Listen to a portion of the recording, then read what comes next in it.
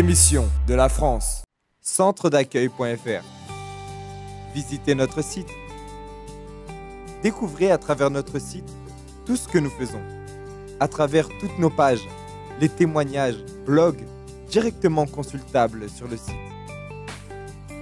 Découvrez la page Faits réels, ou l'expérience de personnes qui ont su surmonter leurs difficultés, échanger, ou la rubrique vidéo, dans laquelle nos émissions vous donneront les mots qui vous motiveront à avancer. Suivez jour après jour et mois après mois tous les événements proches de chez vous. Suivez notre actualité. Découvrez toutes nos adresses, en France et à l'étranger. Et rendez-vous dans le CAU le plus proche de chez vous. Lisez les articles et messages, des articles tous les jours, avec des messages de foi et de motivation. Tout cela pour vous aider. À travers notre site, vous pourrez aussi accéder directement au blog de l'évêque Macedo. Sur évêquemacedo.com, visitez le blog. Vous y trouverez des conseils et des directions pour agir votre foi et changer votre vie, avec des articles forts et riches, des vidéos et témoignages de personnes qui ont agi la foi et ont changé leur situation. Abonnez-vous en inscrivant votre nom ainsi que votre mail et recevez tous les jours les articles sur votre email. Centre-d'accueil.fr et évêquemacedo.com, un site et un blog fait pour vous. Centre-d'accueil.fr, visitez notre site.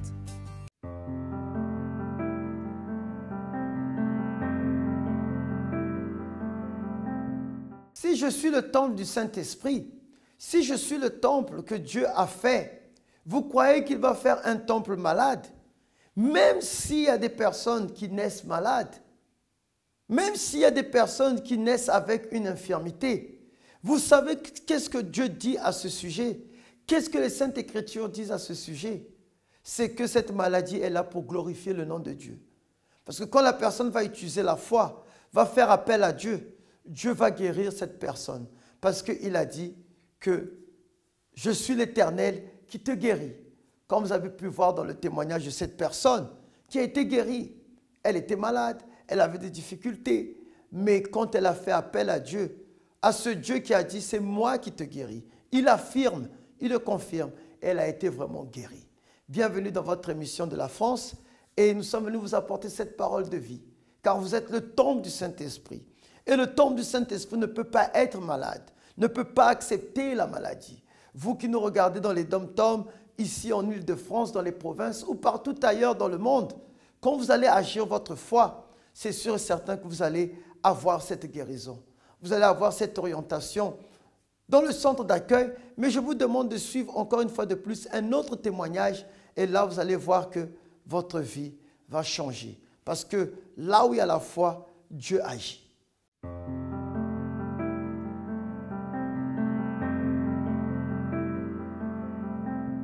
Je suis arrivée à l'église, je pensais que j'étais enceinte déjà quand je suis arrivée ici en France. Pourquoi?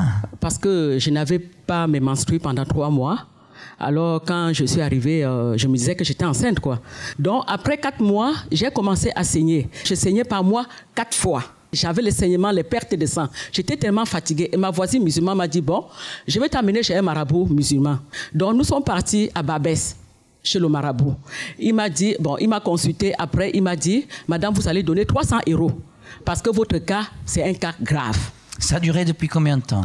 En ce temps, avant qu'elle m'amène chez le marabout, ça faisait déjà 5 mois, 6 mois. Je suis allée de porte en porte, je demandais du ménage, je cotisais mon argent, c'était atteint 300 €. Donc, la semaine où je devais aller chez le marabout avec ma voisine, j'ai été évangélisée à la gare de Champigny. Une jeune fille qui m'a évangélisée, elle m'avait tendu le semeur. J'ai pris le semeur, je suis arrivée dans le train, j'ai lu le semeur. J'ai lu, je vois les gens guéris. Je vois les gens guéris du cancer, du séropositif, de telles maladies. J'ai dit que mais ça c'est quelle église qui guérit même le sida, qui guérit même le cancer. Pour vous, vous avez pensé que c'était l'église qui guérissait? Effectivement, oui. J'allais même à Lourdes. Et quand j'allais à Lourdes, je me lavais dans l'eau de la Vierge Marie. Je me disais que bon, je serais guérie. La situation n'a pas changé. 1 an après, j'ai continué maintenant à saigner évêque du 1er au 31. Donc je n'arrivais même plus à mettre les serviettes hygiéniques des femmes. Mon lit même, je ne mettais même plus le drap. J'avais la laisse. Donc, j'ai acheté maintenant les serviettes, je coupais. Entre mes jambes, il y avait déjà les blessures. Je perdais du sang, évêque. J'avais honte. Je souffrais. Je n'avais plus de force. Je suis allée à l'hôpital Bichat. J'ai vu une gynécologue Toulet. Elle m'a examinée. Après, elle me dit, mais vous êtes jeune. Vous êtes ici seul. J'ai dit, oui, je suis ici seul. Elle dit, mais parce que on doit vous opérer, enlever tous vos entrailles.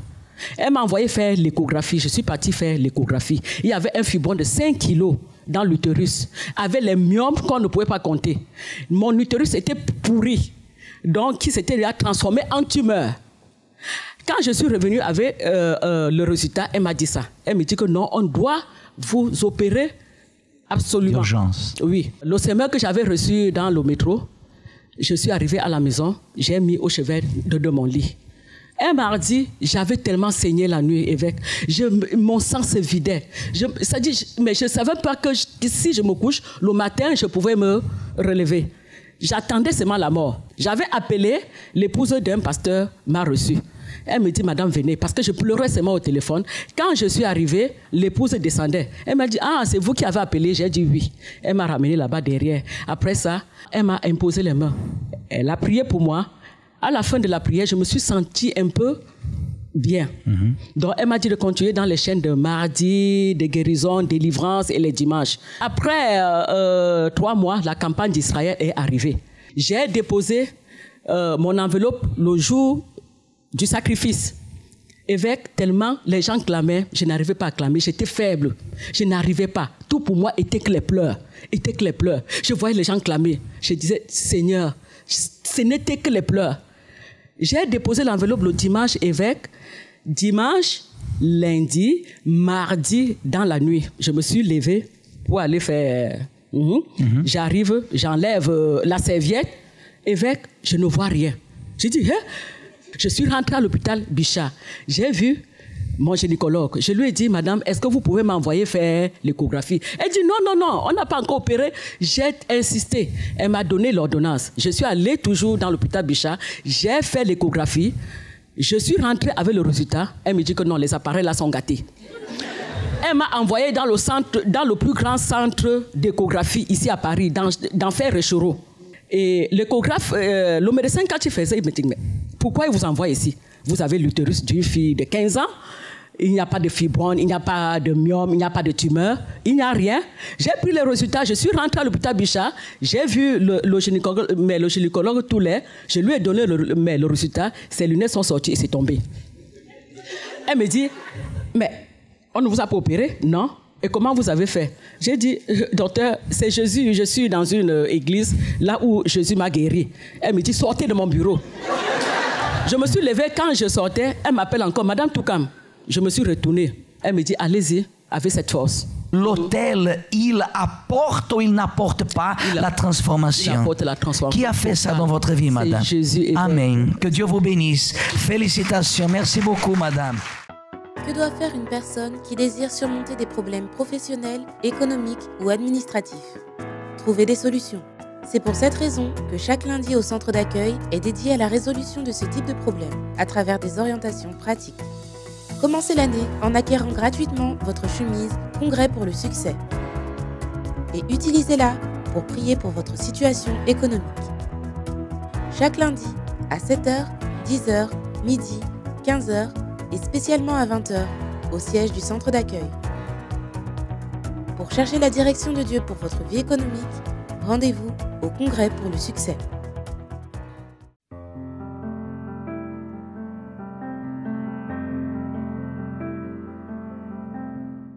Alors regardez, vous avez vu encore une autre guérison. Vous savez que c'est un témoignage parmi tant d'autres. Si on pouvait passer tous ces témoignages, vous savez que la foi, elle vient de ce que l'on entend. Et ce que vous avez entendu, ce que vous avez vu, vous pouvez l'obtenir à travers votre foi. Il n'y a pas beaucoup à parler, il n'y a pas beaucoup de choses à dire à ce sujet. Parce que quand Jésus guérissait, il venait devant l'aveugle, ou bien l'aveugle criait plus fort. Et Jésus a dit, emmenez-le-moi. Et quand il est venu Jésus lui pose cette question. Qu'est-ce que tu veux que je fasse pour toi? Mais c'était clair. C'était clair, il était aveugle. On entendait que Jésus guérissait. On entendait que Jésus délivrait. Alors, quand il a entendu que Jésus était là, il a appelé. Et Jésus l'a fait appel. Et Jésus lui pose encore cette question. Qu'est-ce que tu veux que je fasse pour toi? Pourquoi il lui a posé cette question? C'était clair qu'il voulait voir. Mais maintenant, il voulait que la personne manifeste sa foi à travers sa bouche. Parce qu'il faut dompter notre langue. La Bible dit que nous devons dompter notre langue parce qu'elle est petite, mais elle dirige notre corps. Et peut-être vous êtes là en train de vous morfondre que non, je ne peux pas guérir, il n'y a pas de soins, il n'y a pas de solution à mon problème, à ma santé. Il y a la solution. Et cette solution s'appelle la foi. Et quand il a dit, je veux recouvrer la vue, alors il a dit, recouvre la vue à travers ta foi. Et ta foi t'a sauvé. Alors votre foi va vous guérir. Votre foi va vous sauver. Votre foi va vous emmener à la victoire. Comme dans ce témoignage que nous allons regarder maintenant, vous allez voir que vous aussi, vous serez les prochains à témoigner.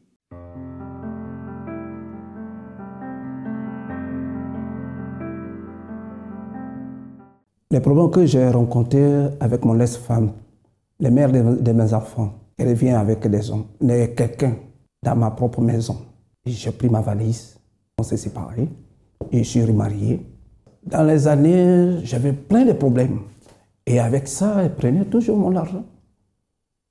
Et on m'a dit, oui, il faut que tu payes passeport alimentaire. Je suis venu ici en France, je n'ai jamais chômé. Donc, j'ai gagné un peu, mais ça coupait un peu. Ça coupait la moitié de mon salaire à l'époque. Je ne pouvais pas régler, parce qu'il y avait des dettes qu'elle m'a laissées. Il fallait qu'une assistance sociale m'aide à pouvoir s'en sortir. Tout le temps, les enfants venaient me voir, papa, sois fort. J'ai dit, oui, je vais être fort. En 2005, Côte d'Ivoire, j'ai construit une maison dans ma famille.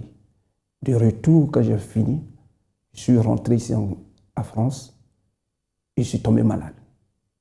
Et cette maladie, les docteurs disent qu'ils ne connaissent pas. On m'a fait scanner partout. On ne sait pas quelle maladie que j'ai. Et quand j'ai fait tous les radios, tous les scanners, tous Radio Europe, partout, Amérique, à Neuilly-sur-Seine, j'ai été. Ils n'ont rien trouvé. Mais quand je reviens comme ça le soir, mes deux jambes, je ne peux pas me dormir sur mon lit. Je marchais avec des béquilles. J'avais abandonné complètement mon travail. Ma société était tombée aussi. Il y a le monsieur à qui j'ai laissé tout, il a pris tout, et puis il est parti aux États-Unis sans que je lui donne suite. Il n'a pas payé les employés. J'avais les fixes qui me suivaient tout. Il y avait des problèmes financiers. Je me suis battu. Pendant 5 ans, je me suis battu pour cette situation. Je suis arrivé au centre d'accueil. J'ai connu cette église par évangélisation, ceux qui ont fait évangélisation dans les métros, à la gare de Villejuif. Ma femme aujourd'hui qui est là, c'est elle qui a pris cette semaine. Elle a dit, tu cherchais l'église. Mais j'ai appelé, on dit l'église à Villejuif. Je dis, oh, laisse cette histoire d'église. Et ma femme est venue. Elle partait à l'église. J'ai dit, bon, tous les soirs tu vas là-bas. Donc aujourd'hui, dimanche, je vais te suivre. J'étais assis. Mais tout ce que le pasteur disait, la prédication, c'était pour moi. Et après, j'ai vu le pasteur. Je lui ai expliqué mon problème. Et il m'a dit, comme vous êtes malade, vous venez tous les mardis. Il y a eu la campagne d'Israël. J'ai fait la campagne pour ma guérison. J'ai le marabout, je dépense. On dépense. Le marabout te dit ça et puis tu dépenses. Le marabout te dit de faire ça et puis tu fais. Mais là où on te dit directement à l'autel de Dieu, fais ton sacrifice et puis Dieu va te guérir. C'est sorti sur l'autel. Alors je me dis, moi je me sacrifie. J'ai dit à ma femme, je n'ai rien à perdre. À l'époque, je dis, je suis déjà mort. La campagne d'Israël, pour moi, c'est le plus court chemin pour voir la grandeur de Dieu, la puissance de Dieu. Avec la campagne d'Israël, on voit la gloire de Dieu. Les résultats, Dieu m'a béni. Il m'a guéri. Je marche, je joue au foot, je fais tout. Je dis, je suis guéri. Dans cette campagne où Dieu m'a guéri, et Dieu a effacé les dettes de 45 000 €. Dieu a effacé tout. Je suis guéri Et la vie financière, Dieu a effacé toutes les dettes. J'ai participé à la campagne pour la pension alimentaire.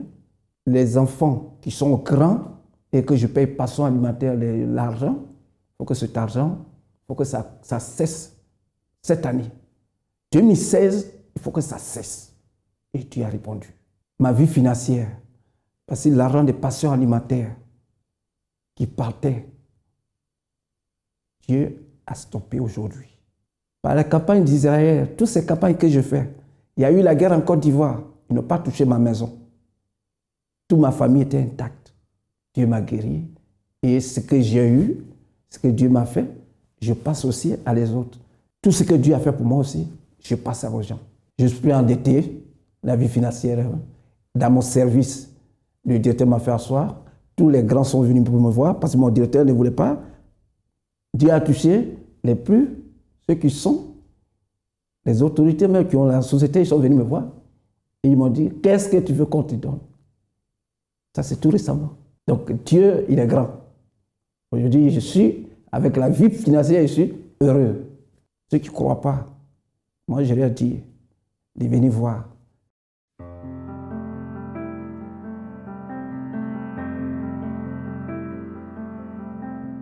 Alors, je vous communique ce numéro que vous pouvez vous-même manifester votre foi et venir au centre d'accueil. Le 01 53 35 85 11. Je répète encore, le 01 53, excusez-moi, le 01 53 35 85 11. Et là, vous allez avoir une personne qui va vous diriger. Pourquoi? Parce que c'est sûr que ces personnes, ils ont fait un pas. Ils ont commencé, soit ils ont reçu une invitation, soit ils ont appelé, soit ils ont vérifié sur le site, soit ils ont vérifié sur un feuillet qu'ils ont obtenu. Peu importe la manière que vous allez arriver, peu importe la manière que vous allez venir. Mais là, on vous communique ce numéro, là où vous pouvez avoir, je peux vous dire, une transformation, un changement total dans votre santé. Mais à travers votre foi. Parce que le centre d'accueil ne dit pas que c'est nous qui guérissons, que c'est nous qui guérissons les personnes. Mais c'est la foi de la personne à travers, je peux dire, les saintes écritures qu'elle met en pratique. Et quand elle les met en pratique, elle a le résultat. Donc nous allons faire une petite pause, une toute petite courte pause. Et nous allons revenir pour la suite de notre émission et pour vous communiquer l'adresse là où quand vous allez y arriver par votre foi, vous serez guéri et sauvé.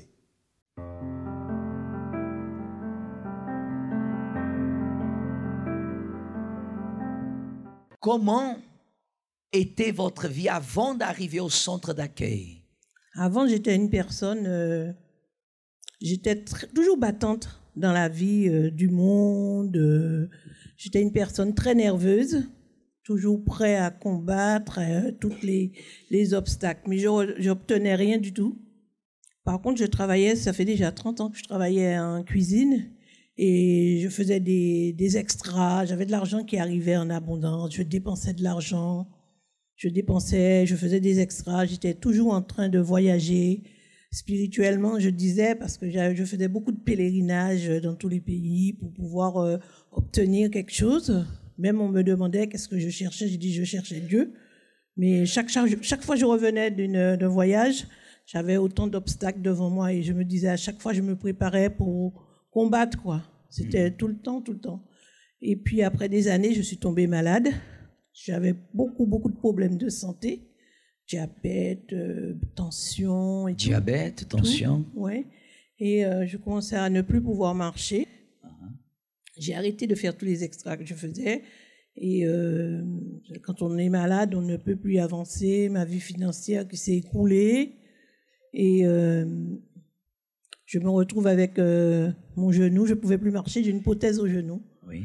Et c'est de là que j'ai rencontré une ouvrière qui m'a donné son témoignage. Je l'ai trouvée tellement, vraiment, quand elle m'a donné son témoignage tel que je la connaissais, que je voyais la gloire de Dieu dans sa vie. J'ai me dit qu'il y avait la réunion, c'était le mardi pour la santé. Avec ma béquille et tout, je suis allée, j'ai observé, j'ai vu. Ah, vous étiez avec une béquille? Oui, j'étais déjà opérée du genou. Oui. Et j'ai commencé à écouter les chaînes de prière. J'ai dit, tiens, je vais m'y mettre, puisque je faisais des neuvaines avant, mais c'était répétitif. Là, j'ai trouvé les chaînes de prière, c'était autrement. J'ai commencé à faire les chaînes de prière. Le jeûne de Daniel, c'était au mois de mars, je n'ai jamais oublié. Et ce jour-là, c'est là que j'ai vu que j'ai pleuré toutes les larmes de mon corps. Je me suis vraiment vidée. Je me suis donnée à Dieu. Après, il y a eu la campagne d'Israël. J'ai encore obéi. J'ai vraiment sacrifié. Mais quand je dis je sacrifiais, Dieu, je me suis rendu compte que Dieu me donnait 3-4 fois plus que ce que j'avais sacrifié.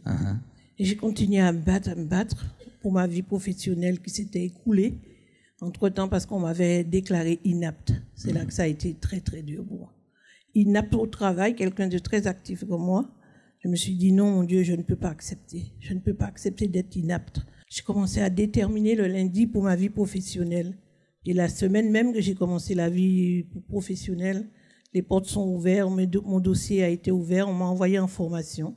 J'ai fait la formation, je n'avais pas fini la formation, qu'on m'avait déjà sous ma fiche de paye était marqué comme quoi je travaillais au secrétariat médical et plus en cuisine. Ma santé s'est améliorée, beaucoup améliorée. J'avais ma fille qui était vraiment dans la vie de débauche. Ce qui me faisait beaucoup de peine, c'était les enfants qui se retrouvaient seuls. Il y avait 2 enfants qui étaient souvent seuls le soir. J'ai déterminé, j'ai sacrifié, et puis elle commençait à venir à l'église. Aujourd'hui, elle est vraiment en train de servir l'église. Mon diabète est stabilisé, même. Ils n'arrivent même pas à comprendre le médecin. J'ai pas eu d'insuline et ma tension est stable, tout le temps 12 de tension comme une jeune fille. Ma vie, vraiment, j'ai la paix. Je prenais des tonnes de médicaments de dépression pour dormir. Tout cela, je ne connais plus. Je ne sais même plus les noms. Oui. Je dors en paix, je suis une personne vraiment qui a retrouvé une joie de vivre. J'avais un ami dans ma vie. Oui. Quand je suis rentrée à l'accueil universel, il m'a dit que ça ne peut pas continuer. Je l'ai invité plusieurs fois, il est venu, il m'a dit c'est pas une église, c'est pas une façon de prier. C'est vrai. Qu'il fallait que je choisisse, c'était sans hésiter. J'ai choisi l'église. Avant, vous étiez malade, souffrante, dans la situation professionnelle, la situation de vos enfants dans la vie de débauche. Il était là à côté de vous. Votre vie a été restaurée, vous avez sauvé votre vie et il vous dit choisis l'église. Oh, ça, c'est pas même une église, au moins. On s'est séparés, voilà, et puis ça fait 4 ans et je persiste et je trouve vraiment ma vie, ça valait la peine de séparer parce que la vie spirituelle, je peux dire j'ai grandi, mais énormément spirituel. C'est ce que je cherchais toute ma vie. Depuis 30 ans, je l'ai cherché et je l'ai trouvé à l'accueil universel. Félicitations, madame. Que Dieu vous bénisse. Merci beaucoup pour votre témoignage.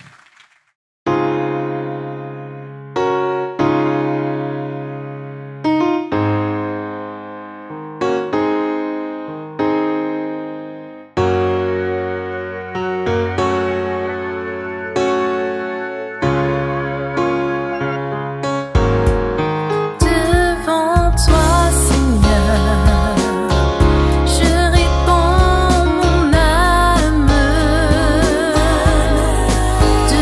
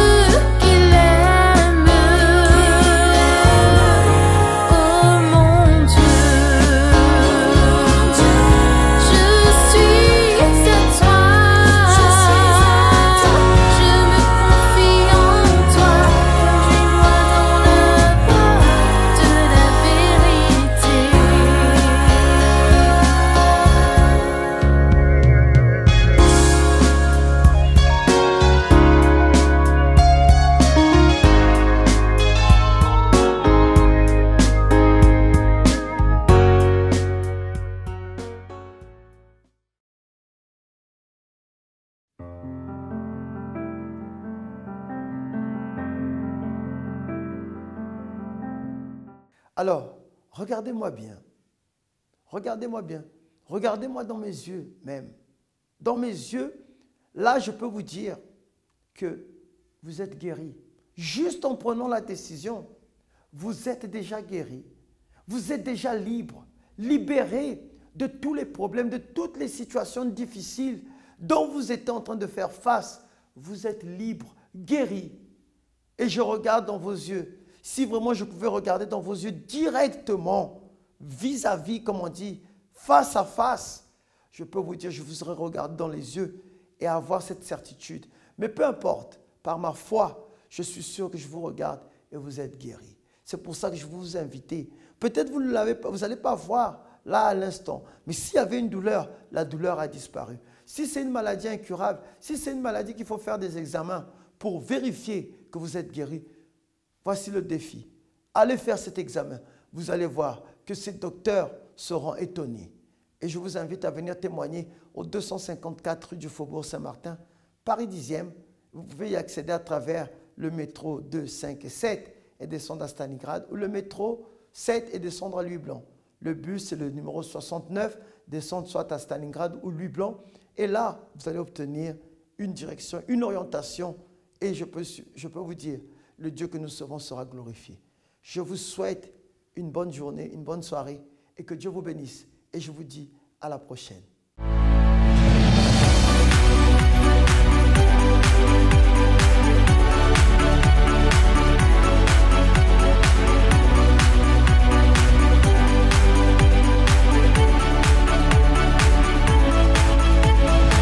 Émission de la France.